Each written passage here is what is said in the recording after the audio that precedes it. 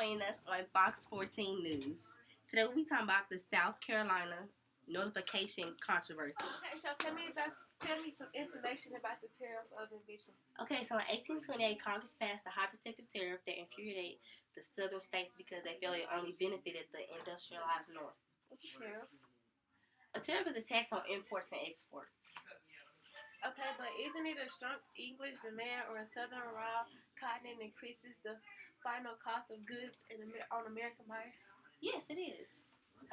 The industry in the north versus the industry in the south. Well, when Congress passed the tariff in 1828, it made the Southerners extremely angry because they felt it only benefited the North instead of them.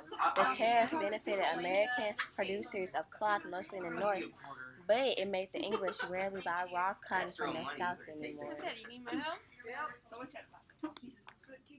The Southerners looked to Vice President John C. Calhoun for South Carolina for leadership against what they labeled the tariff of abominations. What did Calhoun do? Calhoun had supported the tariff of 1816, but he realized that if he were to have a political future in South Carolina, he would need to rethink his position. Today, we'll be speaking to John C. Calhoun. Here's John Calhoun. Okay, so what is nullification? Nullification in U.S. history, a doctrine expounded by the advocates of restraining states' rights. What did it do? It held that states have the right to declare null and avoid any federal law that they deem unconstitutional. Okay, so what was the doctrine about? Like, what was it talking about?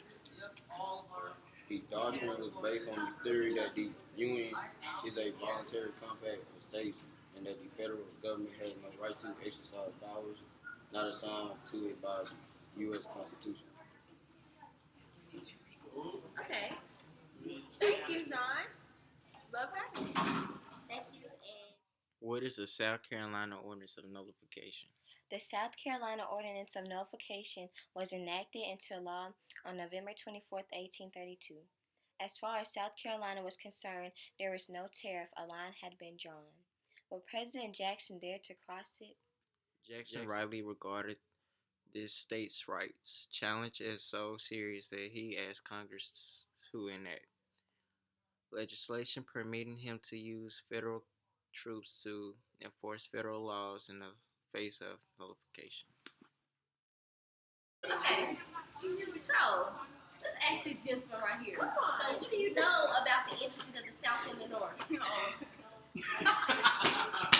Okay, so in 1828, Congress passed the high protective tariff that infuriated. Oh my God, I said the word. North.